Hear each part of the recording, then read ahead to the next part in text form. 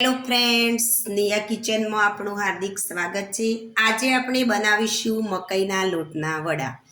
મકાઈના લોટના વડા માટે મેં સૌપ્રથમ મકાઈનો લોટ લઈ લીધેલો છે। તેની સાથે 1 વાટકી અડદનો લોટ, તેલ, દહીં, આદુ, મરચાં, લસણ, તેની અંદર મરી અને જીરાની પેસ્ટ તૈયાર કરેલી છે, લીલા ધાણાની પેસ્ટ, લીલી મેથી અને સ્વાદ અનુસાર મસાલા અને તેની અંદર નાખીશું તલ। તો ચાલો આજે બનાવીએ મકાઈના લોટના વડા। તો મકાઈના લોટના વડા બનાવવા માટે મેં 2 વાટકી આ મકાઈનો લોટ એડ કર્યો। તેની અંદર 1 વાટકી અડદનો લોટ નાખીશું અને જે મેં પેસ્ટ તૈયાર કરી છે એ નાખીશું, લીલા ધાણાની। બીજી એક પેસ્ટ છે આદુ, મરચાં, લસણ, મરી અને જીરાની।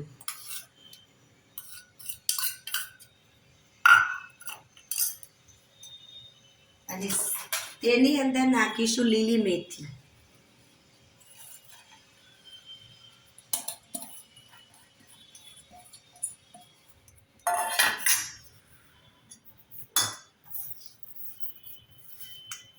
તલ નાખીશ, સ્વાદ અનુસાર મસાલા કરવા।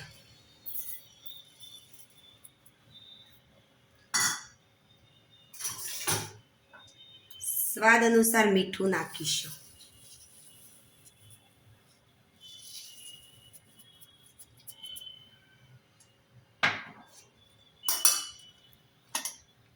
સૂકું મરચું નાખીશું 2 ચમચી,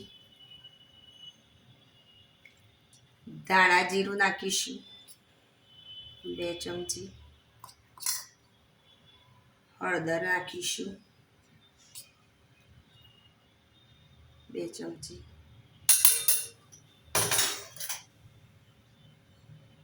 દહીં નાખીશું અને મોણ માટે તેલ નાખીશું 2 થી 3 ચમચી જેટલું। હવે આ બધાને આપ કરી લોટ બાંધી લઈશું।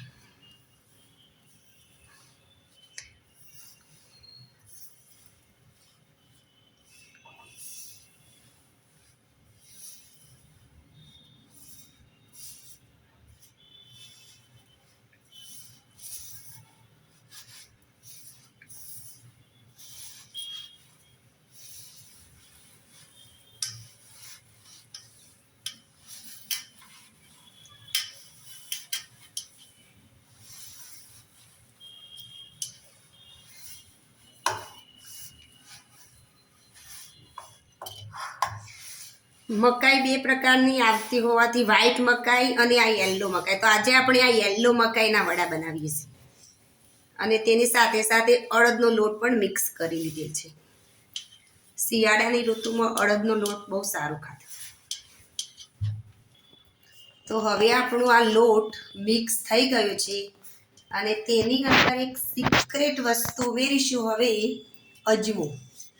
તો અજમાને હંમેશા હાથની અંદર ક્રશ કરીને જ લેવું કે જેથી તેની ફ્લેવર સારી આવે અને અડદના લીધે અજમો જરૂરથી અંદર એડ કરવો। તો ચાલો હવે આપણે લોટ બાંધી લઈએ।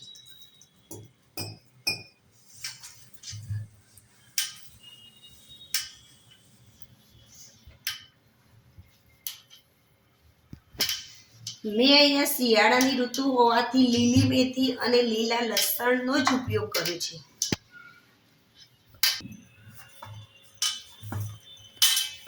હવે આપણો આ લોટ બંધાઈને રેડી થઈ ગયું છે। અડદનો લોટ અંદર હોવાથી થોડી ચીકાશના લીધે હાથે થોડું તેલ લગાવીને જ કરો।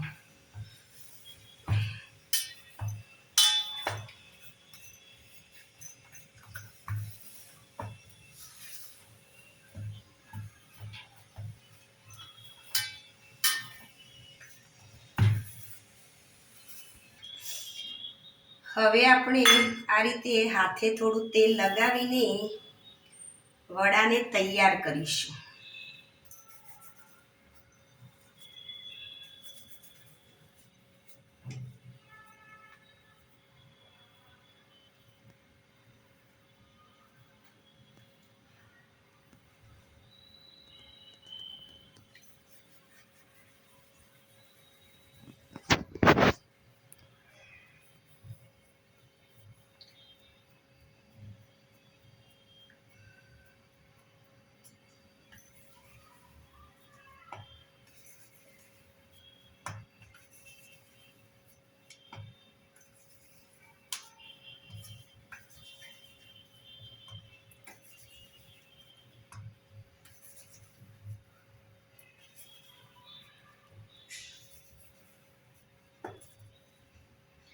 આ રીતે બધા વડા તૈયાર કરી લઈશું.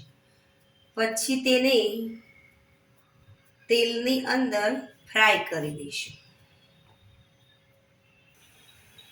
તો હવે આપણે આ વડા રેડી થઈ ગયા છે. બધા આ રીતે દબાવીને શેપ આપવાનો.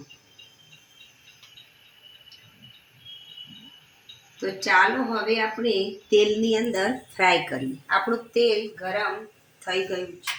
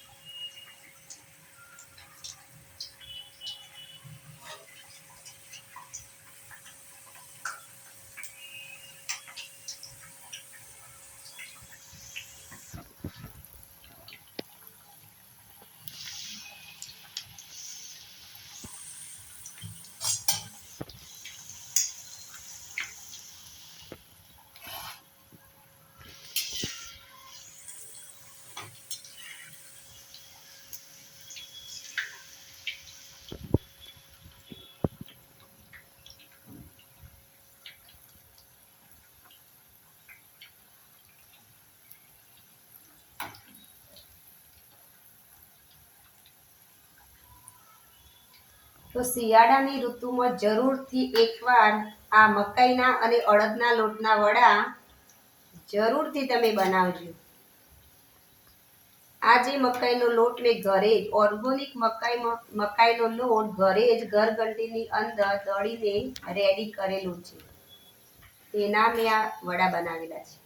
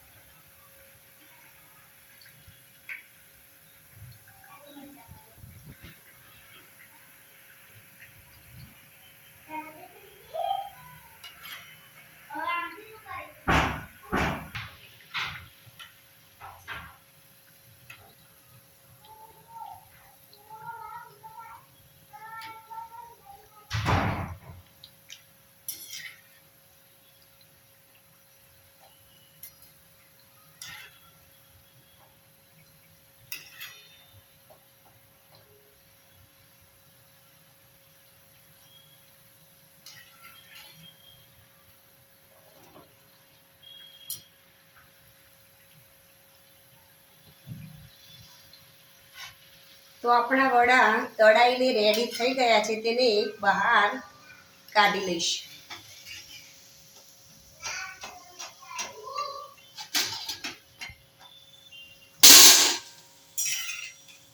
આ રીતે બધા જ વડા તળી લઈશું. તો આ વડાને આપણે આ રીતે બધા ફ્રાય કરી દઈશું અને ગ્રીન ચટણી સાથે અથવા સવારે ચા સાથે પણ તમે ખાઈ શકો છો. 2 થી 3 દિવસ સુધી આ વડા બગડતા નથી.